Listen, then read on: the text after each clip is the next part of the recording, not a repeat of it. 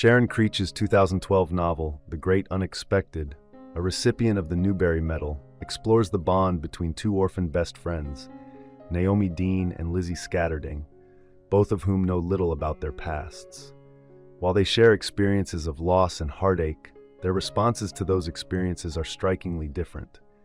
Lizzie is chatty and exuberant, while Naomi is more withdrawn and anxious. Creech has shared that her inspiration for the story stemmed from her realization that children today are often more fearful and worried about the unexpected, unlike the curiosity she and her children once had. She also wanted to delve into how people perceive what is real versus unreal, and how everyone is interconnected. The novel blends magical realism, addressing relatable experiences like hardship and jealousy, without romanticizing childhood or family dynamics, while also introducing elements of fantasy, such as talking dead boys and fairies. Naomi, who lives in the small town of Blackbird Tree with her guardians Joe and Nuala, witnesses a strange occurrence when a boy, about her age, falls from a tree. She assumes he's dead, but when he speaks, asking about Rook's Orchard, his life seems to hang in the balance. The boy, who introduces himself as Finn, warns the girls not to take any gold before disappearing.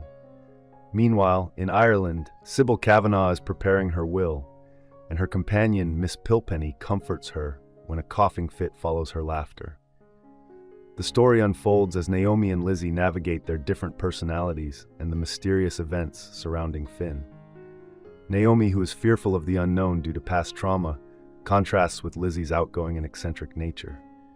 Both girls have lost their parents, Naomi's to death and Lizzie's to circumstances, and each lives with different guardians. Lizzie enjoys daydreaming and finds solace in imagining herself standing on the moon, something that calms her but does the opposite for Naomi. As the narrative progresses, Naomi learns more about Finn, his peculiar talk, and his connection to her own guardians. Her anxiety grows as she uncovers unsettling truths, like her guardians, pasts, and her own sense of belonging. Meanwhile, in Ireland, Sybil's plans unfold as she entrusts Mr. Dingle to investigate the mysterious happenings in America. The girls' summer jobs in town lead them to help elderly residents, and Naomi becomes increasingly aware of the strange connections between her past, Finn, and the people in Blackbird Tree. The arrival of Mr. Dingle and the revelation of Naomi's jealousy of Lizzie further complicate her emotional journey. Her relationship with Finn, her fear of abandonment, and her growing sense of distrust shape her inner conflict.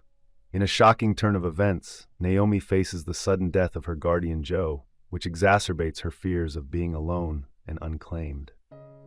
Throughout the novel, Naomi grapples with the notion of reality versus fiction, struggling to discern truth from the stories she's been told. Her emotional journey reflects the complex and often painful process of coming to terms with loss, identity, and the unexpected twists of life.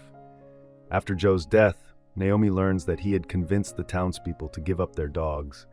She never knew this until Crazy Cora and Witch Wiggins tell her that Joe had stolen their dogs. In Ireland, Mr. Dingle visits Sybil and informs her that everything is ready for her revenge. Though Joe's death is sad, it makes the situation easier for them. Meanwhile, Nuala tells Naomi that they will have to sell the farm, and the Cuprights inform Lizzie that they cannot adopt her. Nuala decides it's time to go through the trunks. The first trunk they open is Naomi's father's, revealing photographs from Naomi's hospital stay, one of which includes her nurse, who Lizzie recognizes as her mother.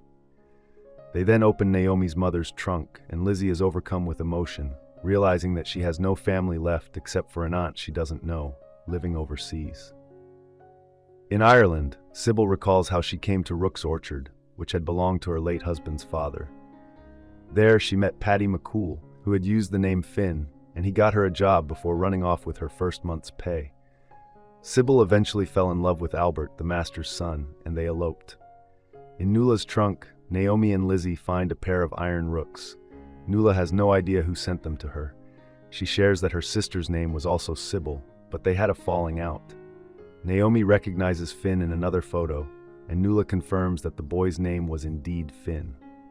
Naomi is perplexed, unable to understand how the boy who looks like her Finn could appear in a photograph from decades ago.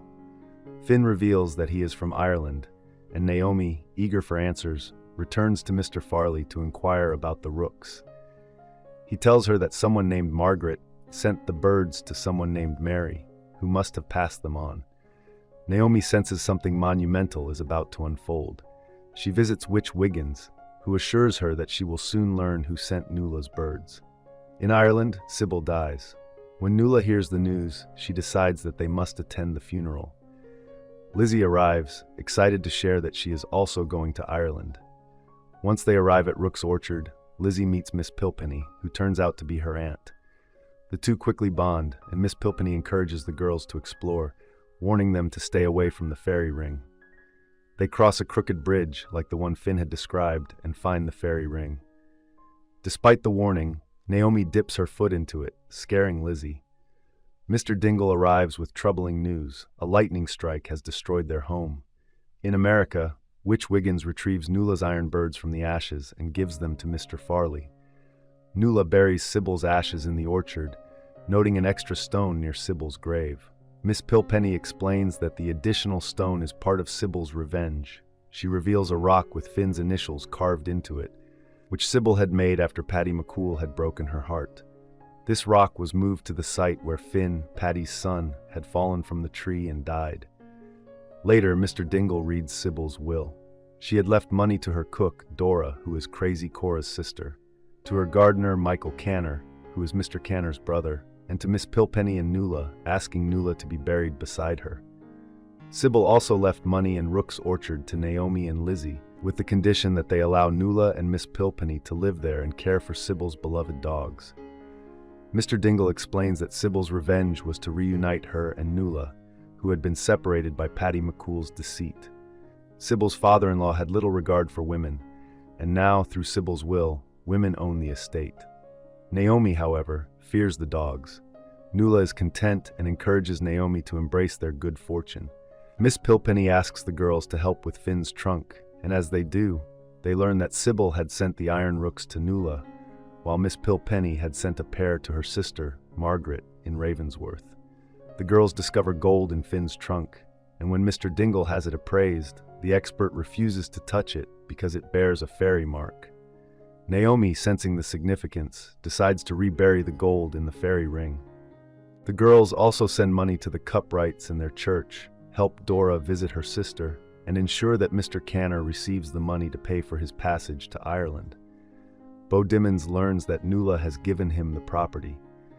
Mr. Farley sends Naomi a poem she wrote for him years ago and expresses his appreciation for it.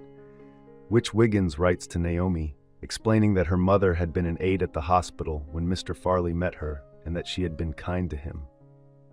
It becomes clear that Naomi's mother, Mary, and Lizzie's mother, Margaret, were co-workers and friends, revealing the hidden connections that bind them all. Naomi reflects on how everything had to fall into place for her to be where she is now, with so much unexpected good fortune. She goes to the moon again, and for the first time sees everything clearly, both small and large. On that day, she falls in love with the dogs, realizing that she must accept both the good and the bad in life, and that there is indeed much good. Thank you for watching. If you enjoy this video, leave a like and subscribe.